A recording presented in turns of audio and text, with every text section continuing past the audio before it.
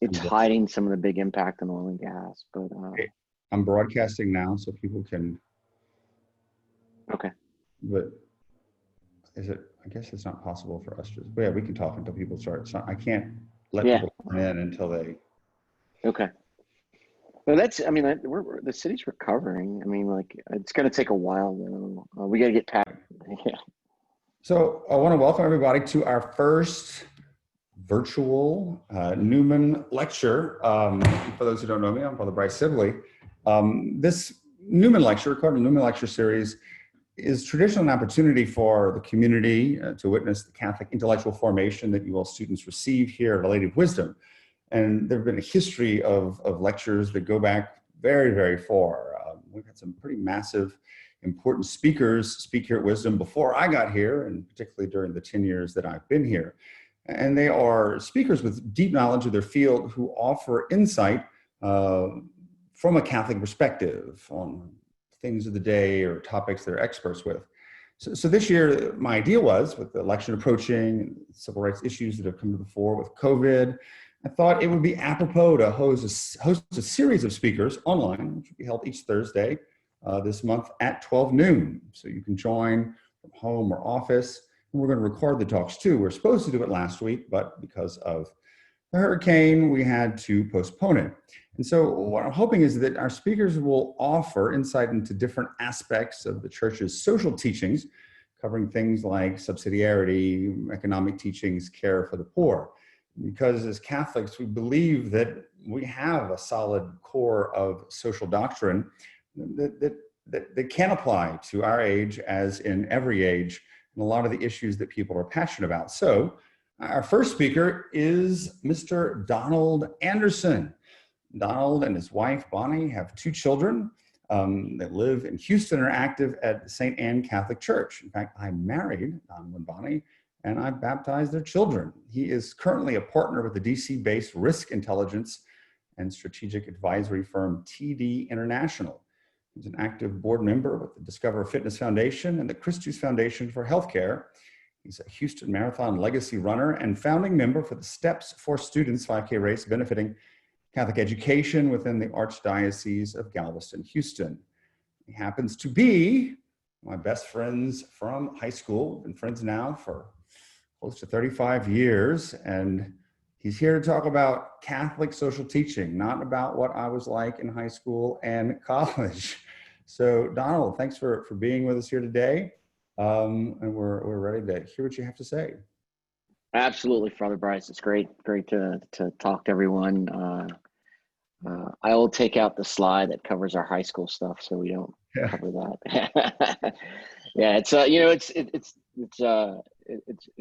think it's great that that Wisdom is doing this, especially during these times, because it's critical that we continue to maintain our social connectivity, and especially with respect to our faith and the social teachings of the church. So I think this is a great endeavor that you're doing, and I applaud everyone that's involved for their commitment to taking time out of their day to do this. So I have a few slides. We'll walk through some of my thoughts on how change and resiliency, how they fit into my personal story as being a Catholic. And hopefully there's some insight and some wisdom there for you. And then really I'd like this to be somewhat engaging in that you participate as well. So feel free to text in questions. I think there might be a hand raise feature or whatever it may be. I'd love to talk about whatever it is that's on your mind. We can talk about change and resiliency. We can talk about, I spent a lot of time in geopolitics and crisis management. So if you want to talk about those, or what corruption looks like across the world, happy to do all of it. You have my time today, and I'll do what I can to make it worth your while. So let's start by talking. Really, what I've done is the presentation is in 2 parts. The first covers change, and the second covers resiliency. And I think for me in my faith journey, those have been 2 very important aspects that have defined my faith identity and have created the person that I am today. So we'll begin with let's begin with this quote, which is from one of my favorite songs. The Oak Tree Sleeps in the Acorn by George. It's quote from a song called Good Thoughts, Bad Thoughts by George Clinton, better known as the frontman for Parliament and Funkadelic. But you don't have to look too hard in literature to find plenty of quotes about the symbolism of the acorn and the oak tree. But why this resonates so much for me is that one, within tiny incidents in your life and like tiny actions you can do, there can be great large consequences that reverberate long after you're gone. And so I think that concept of the oak tree being in the acorn or sleeping in the acorns, very critical when you start to think about change and living a resilient life. So I want to start with a fundamental belief that I have, and that is transformation is at the core of our faith journey. I think about this, the story of St. Paul, but throughout most of, the teaching lessons of the Bible and the classic stories, transformation is always key.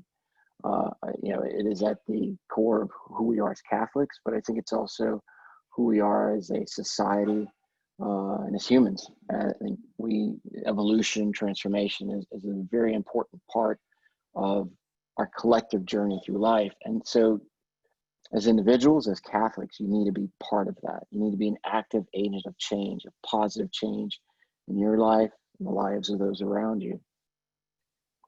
And so I truly believe we have a responsibility to improve the world around us. When I was a kid, I was a Boy Scout, and one of the tenets of the lessons of the Boy Scouts is when you go camping, you try and leave the woods a little bit better than when you showed up.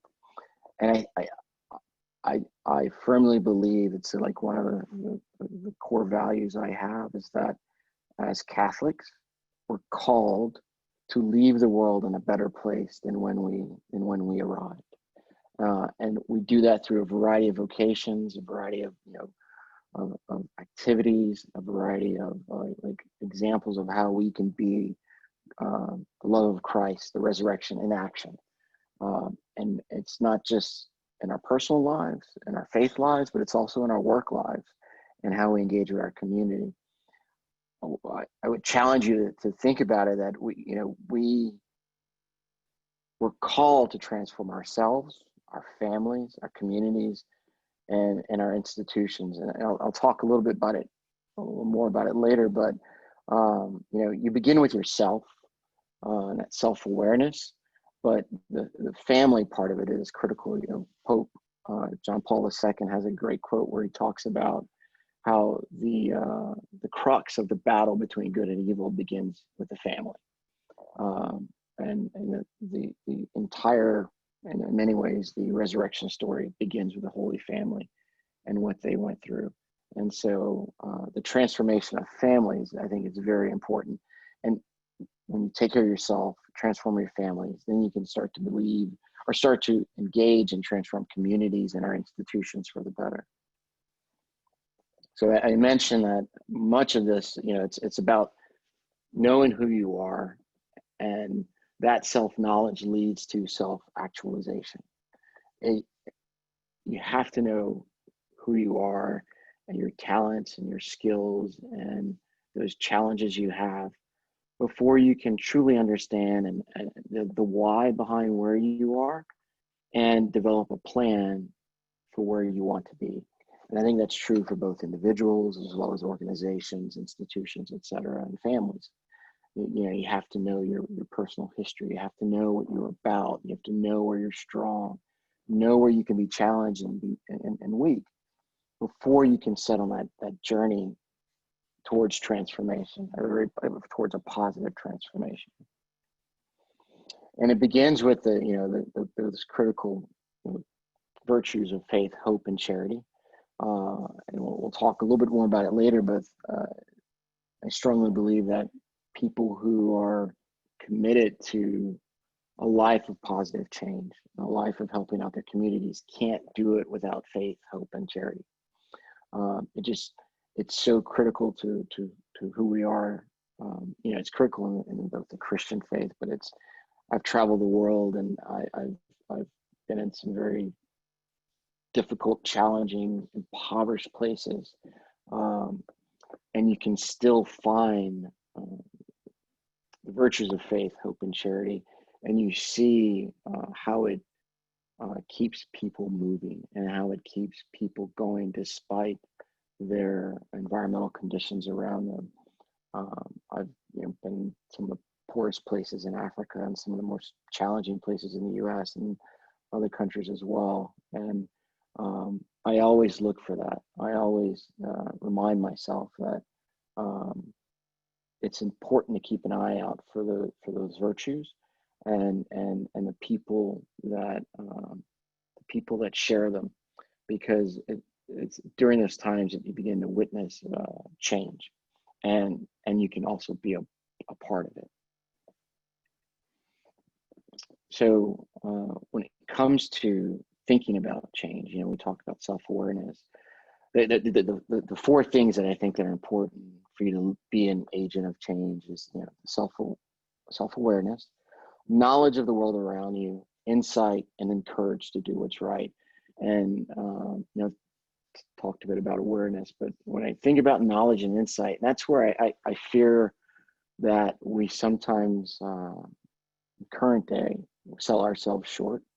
We have outsourced a lot of the knowledge, the discernment and reflection that's required of knowledge and insight. We've outsourced a lot of it to social media, where we rely on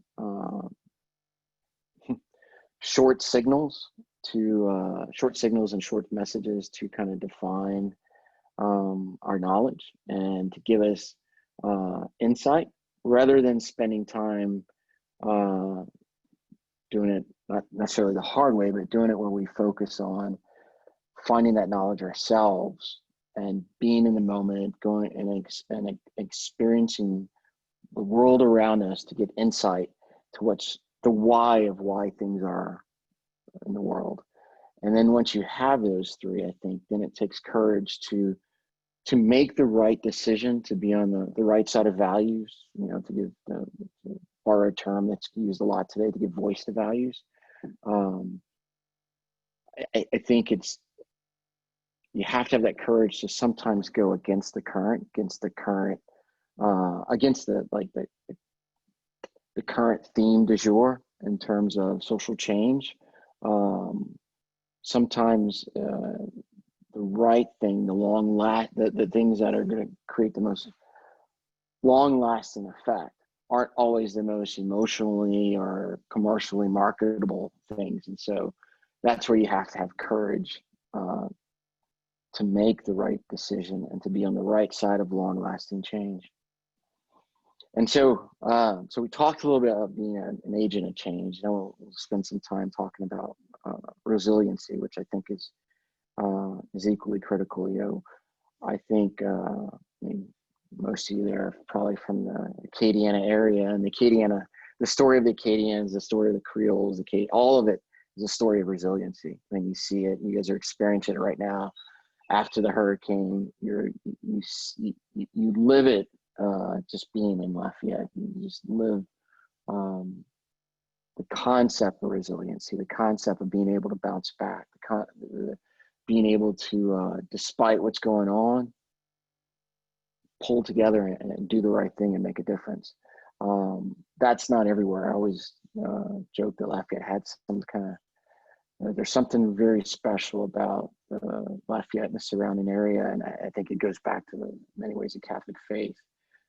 That ability to be resilient, to be elastic, if you will, to bounce back. When you think about why is that important? One of my favorite authors and spokespersons on education in America, Jeffrey Canada, where I encourage you to read. And if you haven't seen his documentary, Waiting on Superman, it's worth your time. He has a great quote in one of his books that says, monsters work 7 days a week and don't take vacations. And I think that's so true. In your life, you're going to face all kinds of challenges that are often going to come when you're least prepared and least expected. resilient people get through it. And so I think, for most of you, you're in college, and now is really the time for you to spend time getting the skills, the resources, the personal and friends and networks to be resilient, because you're going to have those moments where the world is going to test you, and it's going to test you. It's going to test your family, and you have to be resilient. You have to develop that ability to bounce back. And it takes spiritual as well as mental toughness. The fact that you're taking time out of your day today to listen to me, to be a part of the Newman series, is important to developing that spiritual and mental toughness. But it's also about engaging with the leaders in your community, getting as much insight and wisdom you can from them, to get that perspective on life and that perspective on where you are and where we are collectively on that human journey. It's critical to who we are as Catholics. You're going to be tempted. You're going to face challenges when you walk away from, move on from college and go, move on in life and get married, etc. You're going to be challenged, and you're going to have that spiritual and mental toughness to get through it.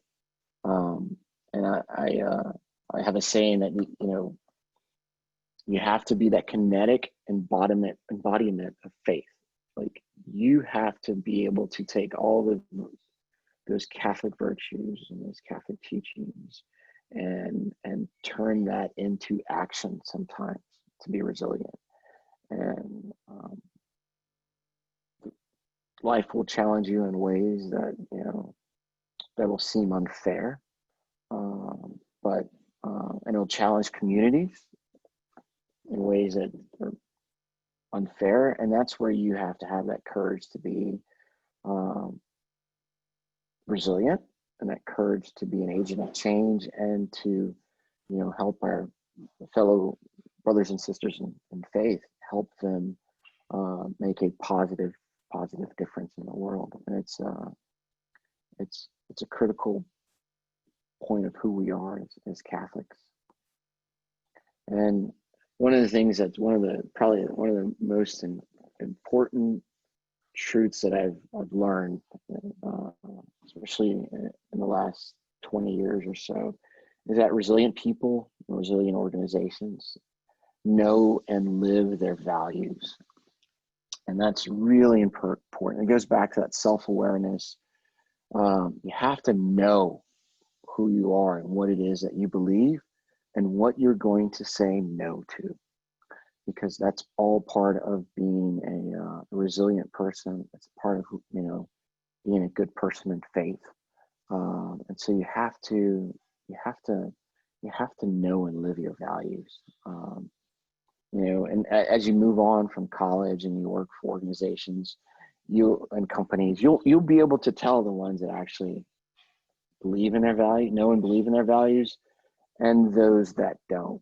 And as you go through life, you'll see that the ones that don't, when they get challenged, it's often the ones that fall apart and fail. And so it's critical to know what you believe in, know your values, and live it every single day.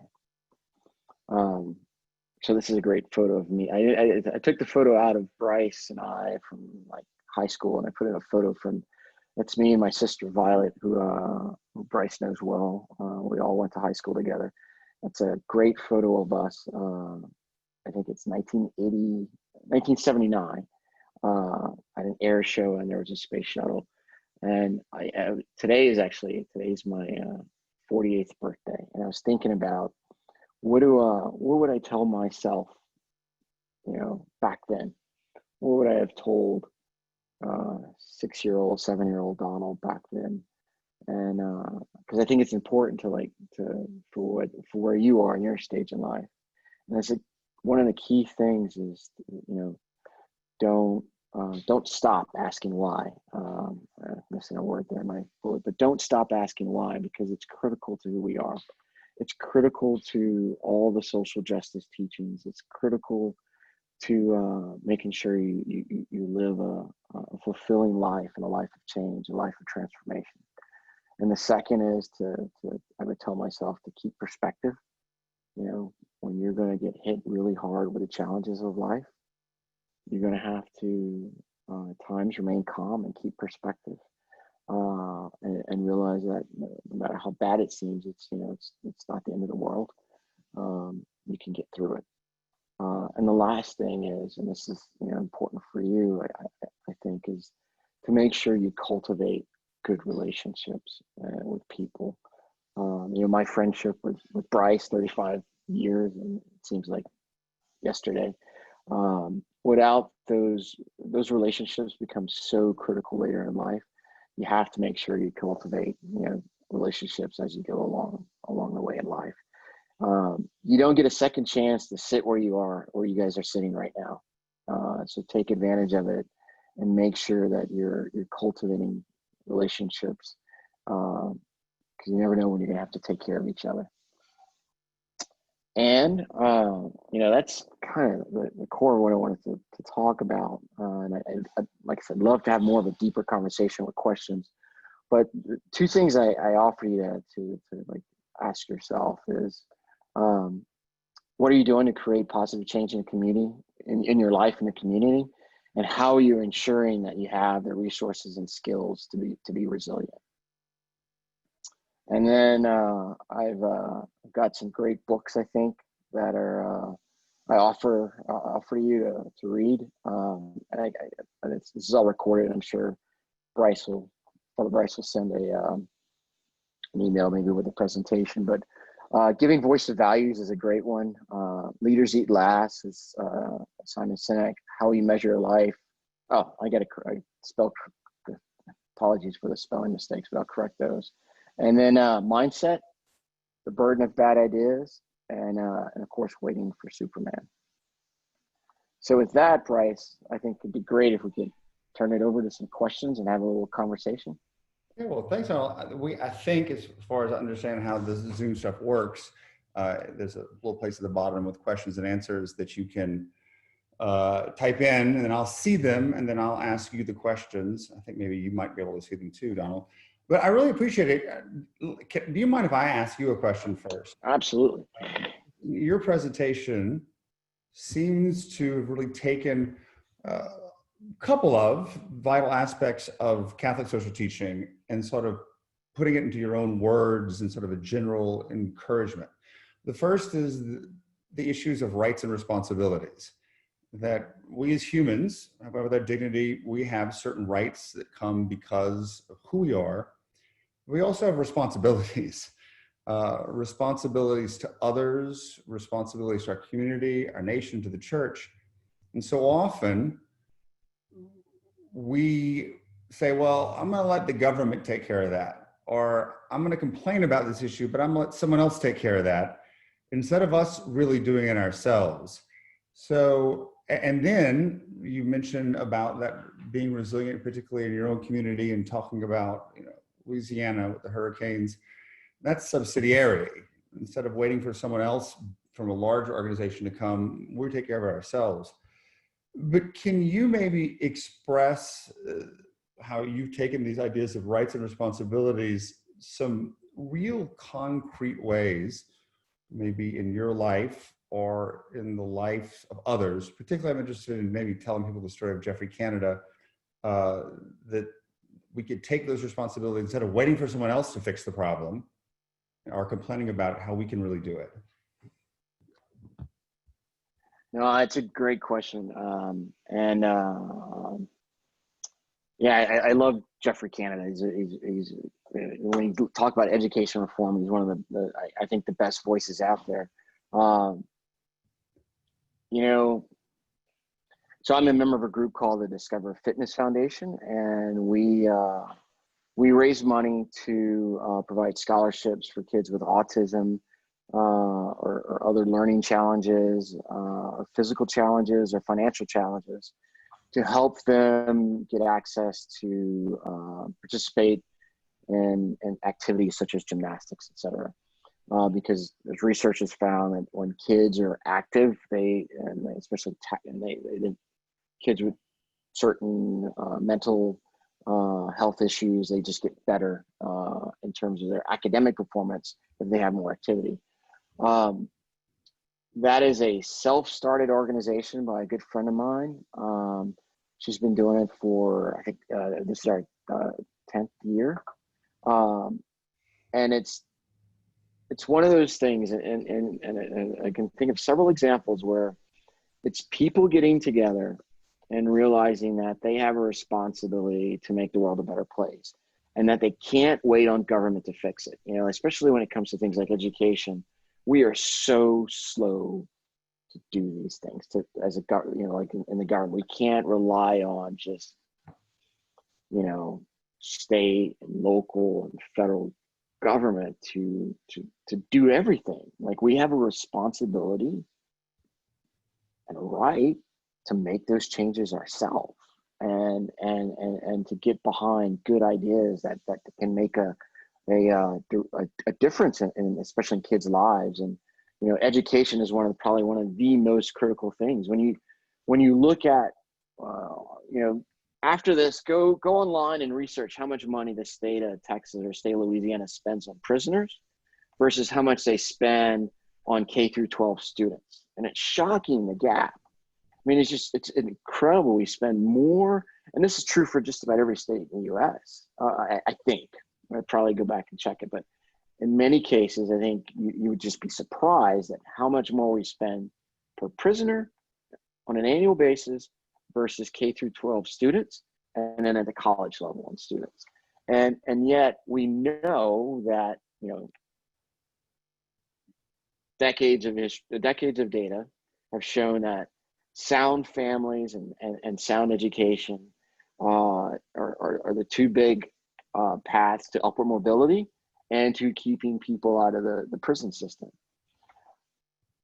But yet we won't spend that much money to get those things resolved. I mean, I would imagine, Father Bryce, that people at when we went to Lafayette High probably still learn the same way when you and I were there, over 25 years ago. And probably if I was to go back to my first, cousin or so that went to Lafayette High 10 years before me, not much has changed. I think Jeffrey Canada's got a great story where he talks about, when you look at education, we still teach people the same way we did when we had rotary phones in many respects. Like, not much has changed, right? Can you tell a little bit about Jeffrey Canada, who he is and what he's done, in case people don't know? Oh no, so he is he's an education activist. He has the Harlem Renaissance School, I believe is what it's called, in New York, and he has spent he's a Harvard grad who decided to go back, and when he graduated from Harvard, he wanted to go and teach in inner city schools in Boston, if I remember correctly. And he spent time working primarily he's an African-American coming from the New York area, I believe, then going into predominantly white area in Boston and teaching very poor kids. And from that experience and in his childhood, he saw there are similarities between the deficiencies that both impoverished communities were experiencing when it comes to education.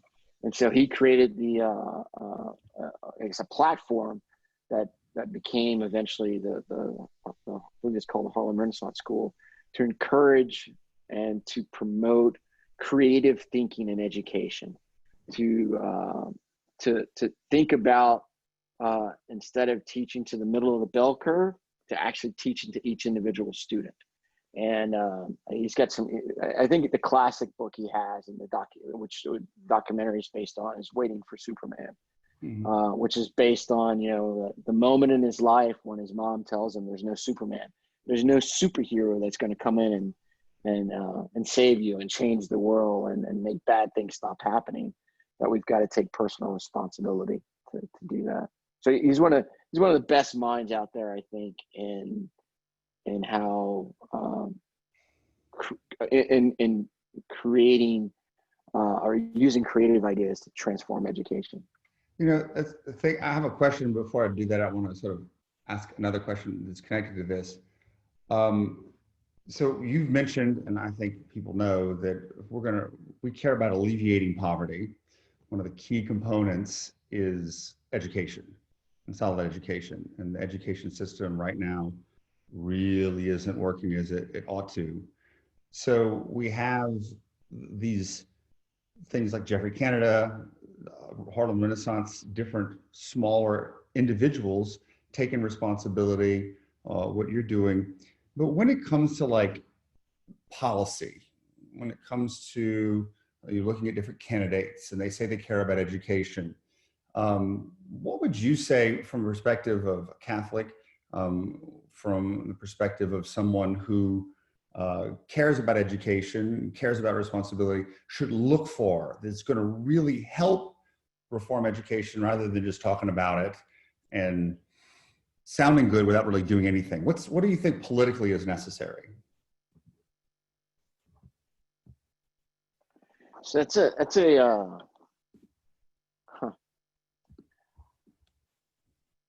So I'll come at it from two perspectives. One is I've had, because of the work that I do, I've had the luxury of I've met 4 speakers of the House of Representatives in the U.S.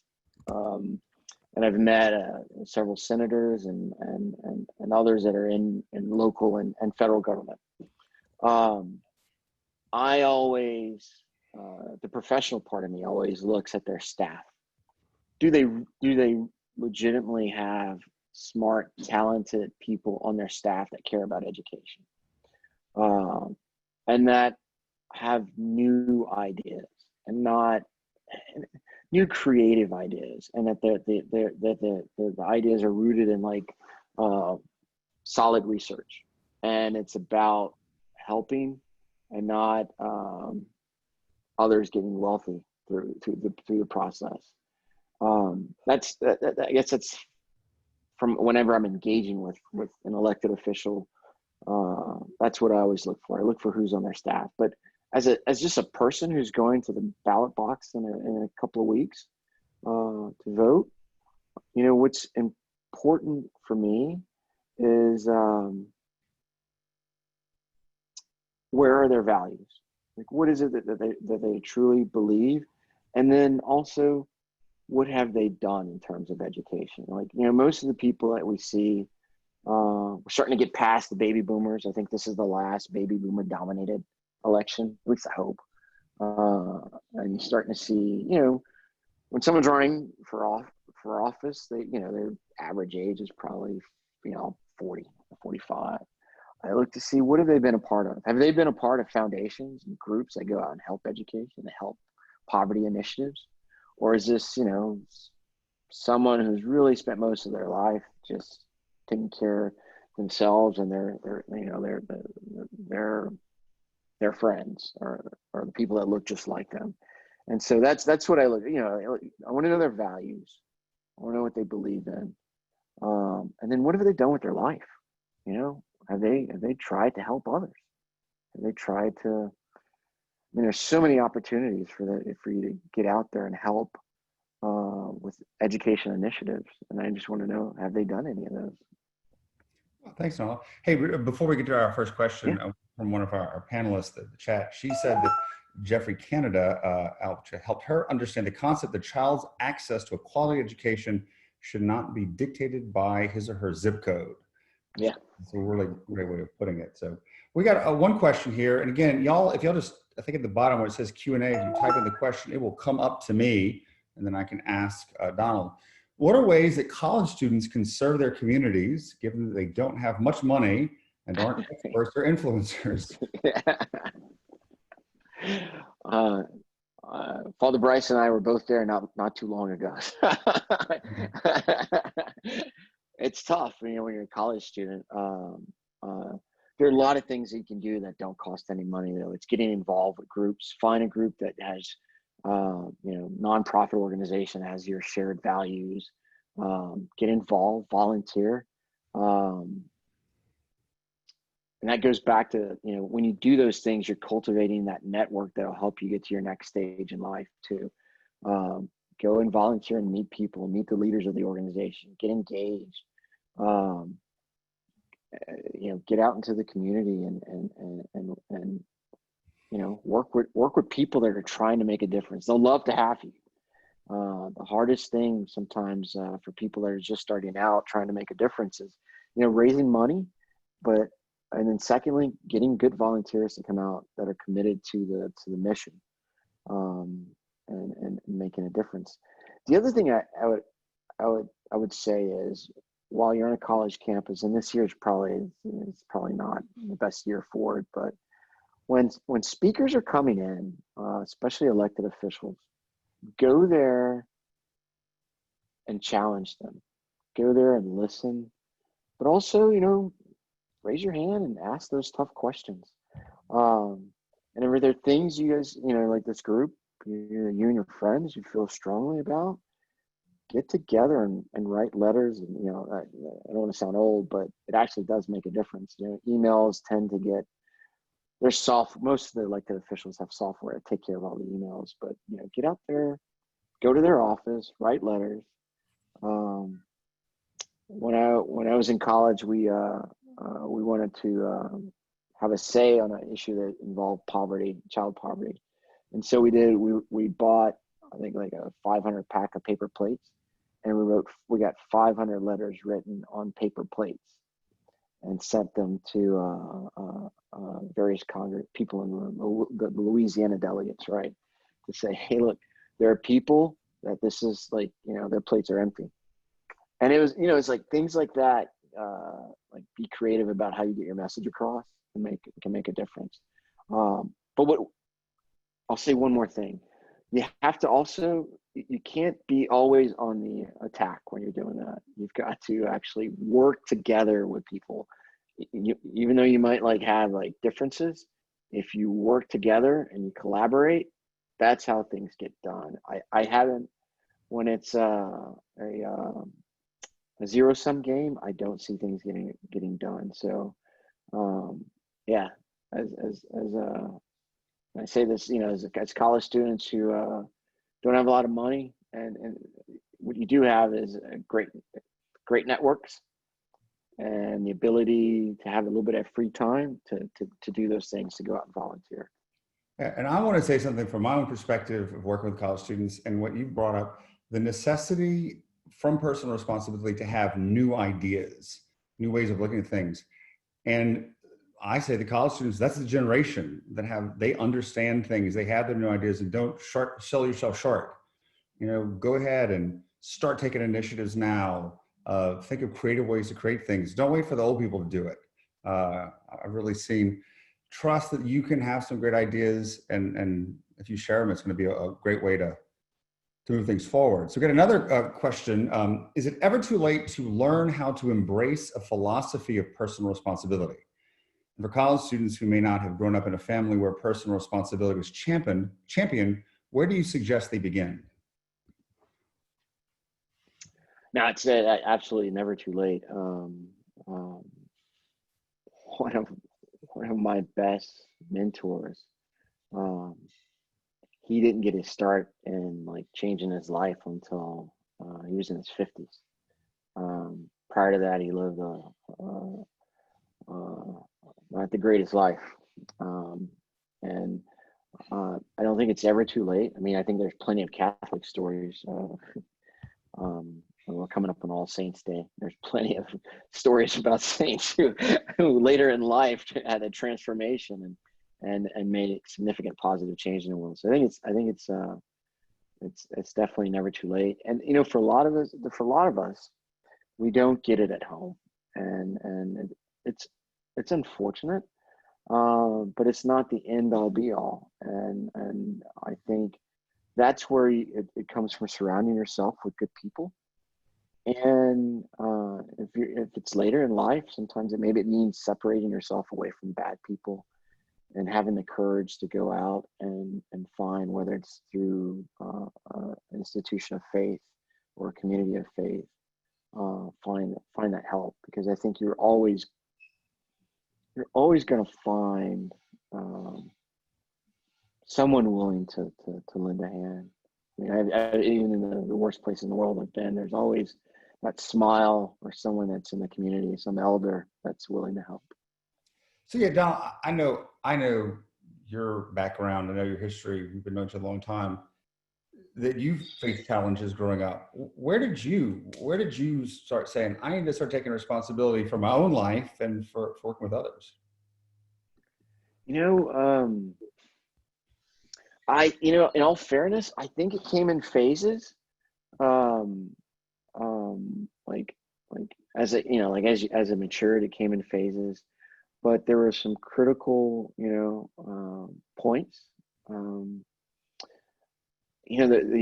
My family went to St. Paul's Catholic Church, which is on St. John Street, run by the Franciscans. And there were a couple when we were young, a couple Franciscans. There's one there in particular, Father Emery, who was a World War II veteran.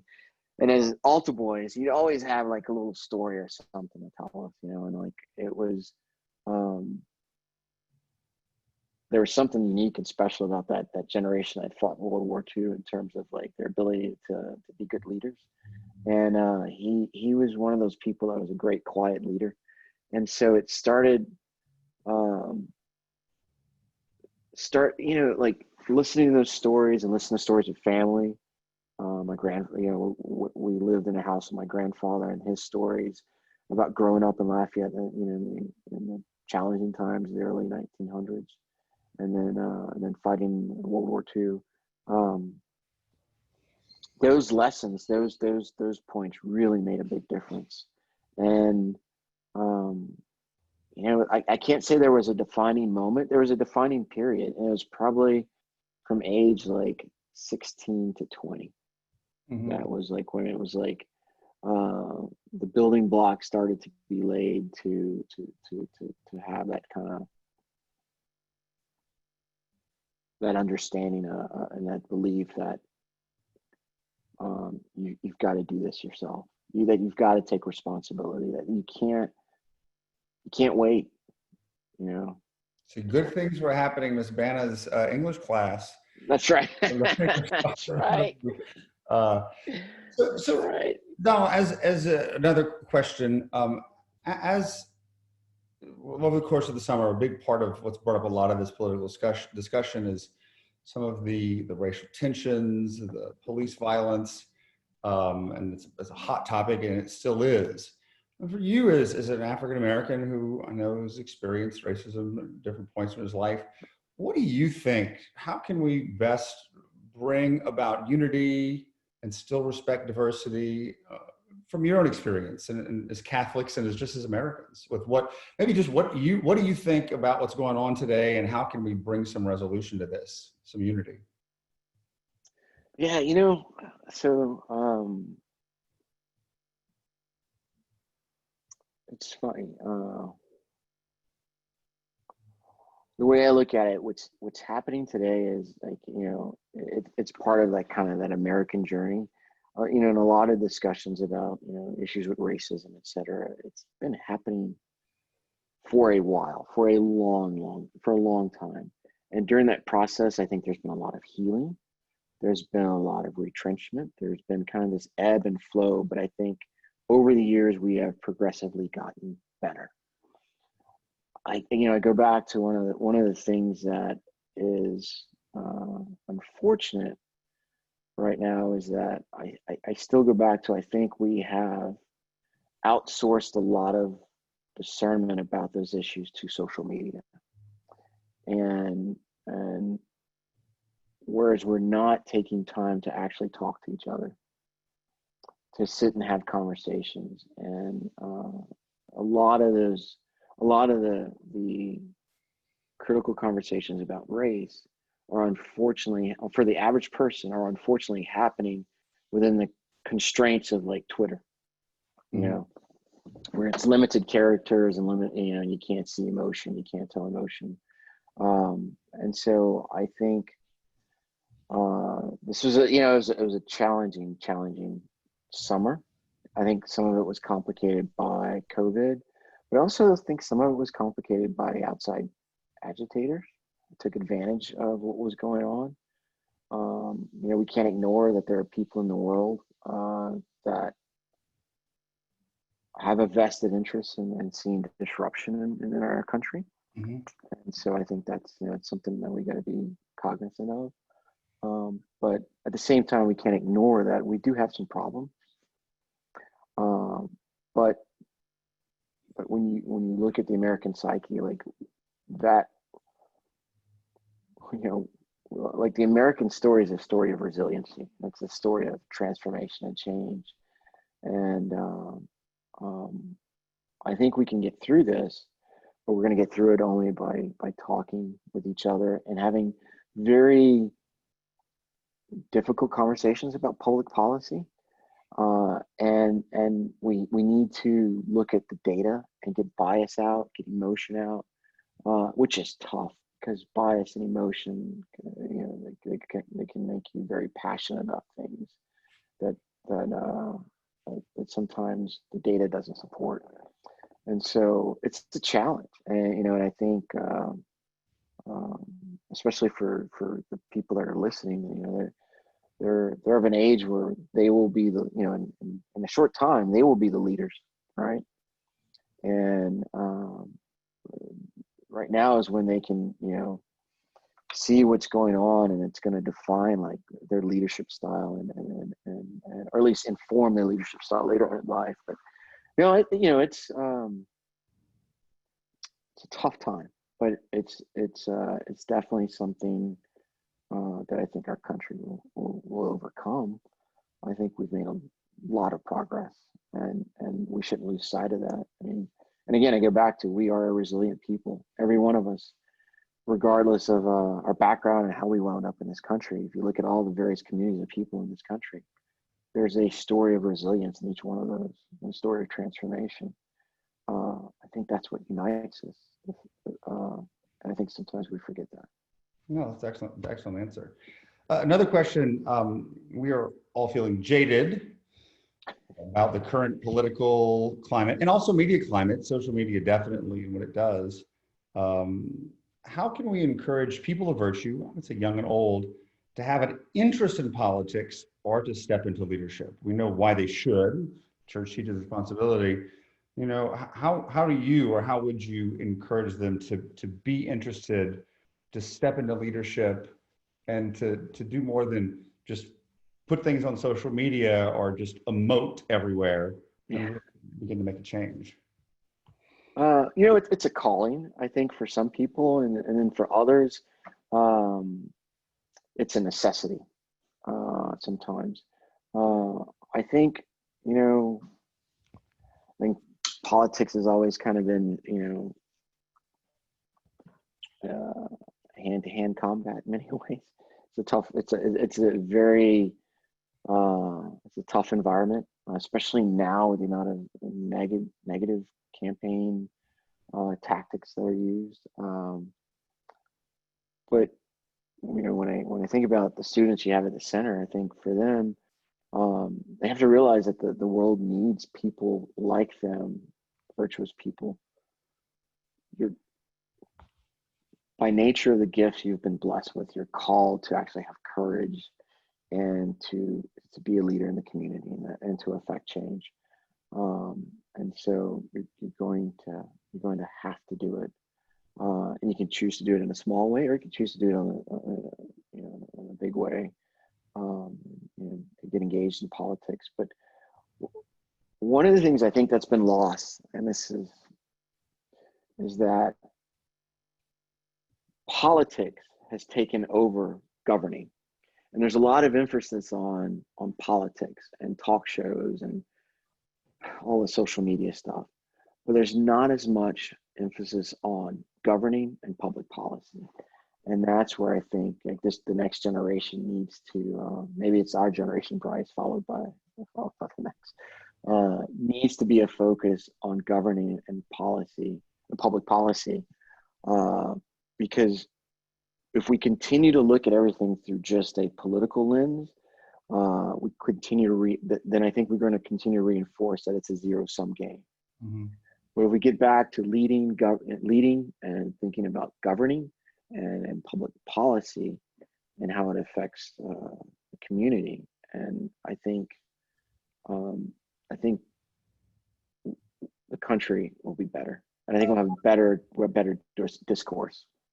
Well, I agree. I mean, because I see it. Bishop Sheen, back in the early '70s, talks about how for America, where religion, our faith used to form our morals, our politics do now. Right. That we're more associated with this political party rather than what the truth is or what the church teaches. And politics today has become sort of a bunch of rhetoric and a bunch of demagoguery rather than really talking about substantial policies and what the changes are going to be. I found I thought I coined this neologism, but I didn't. I looked it up, and the fact that today we live in the age of social media in a celebritocracy. Yes, celebritocracy. Yeah. You have to be a celebrity, and you have to say things, and there's not necessarily substance. So I guess what I would say, and maybe you're trying to say the same thing too, get beyond all of that, all of the rhetoric, all of the politics, all the fighting, and see, well, what does this policy actually say? What has this individual actually done? What do they support, rather than just all the talking? Exactly. No, I agree. Yeah. You have to look at their life. How have they lived? You know, how's the individual lived, and where their values are and who they're aligned with. Yes, it's the amount of I guess the shift from, you know, politics now being like a 24-hour news cycle celebrity show. Mm-hmm. It's a distraction for us as citizens, as taxpayers. It keeps us distracted from the fact that, in my opinion, there's been a lack of governing. Mm-hmm. You know, when I look at the inaction by Congress over the last, you know, several administrations, or, you know, some of the bad decisions that have been made. I mean, like, I think that we need to somehow, as taxpayers, as voters, pull that back and make it not about the celebrity component of politics, and make it back about the values and the results-driven component of politics, of being an elected official. I think too often our elected officials spend most of their time being politicians than actually being elected officials and governing. No, I agree with you. Well, Donald, this has been great. I mean, I appreciate we said called the Newman Lecture Series, but I've enjoyed as much a dialogue or a conversation. I feel like I'm, you know, Jimmy Kimmel or something like that. So I really appreciate it, Donald. It's been great having this conversation and sharing your insights. So we're going to be back next week, next Thursday at the same time, noon Central Time, for another friend of mine from high school, and yours too, Dr. Kevin Roberts, who is going to be speaking on the myths of Marxism, why Catholics should reject its revival. You can sign up at rageandcajuncatholics.org/Newman Lectures, and I think hopefully we'll have a little dialogue there too. And just in closing, it happens to be our Fall Ministry Partner Challenge, where we encourage people to sign up to give monthly to support our ministry and to support things like this, trying to really form future citizens and future disciples in the church. We encourage people to sign up. You can go to rageandcajuncatholics.org/donate and know that it goes to great causes in formation of the next generation, the ones that, God willing, are going to take responsibility and be involved. So thank you all for joining us. Thank you, Donald. And thanks, Bryce. We'll see y'all next week. God bless.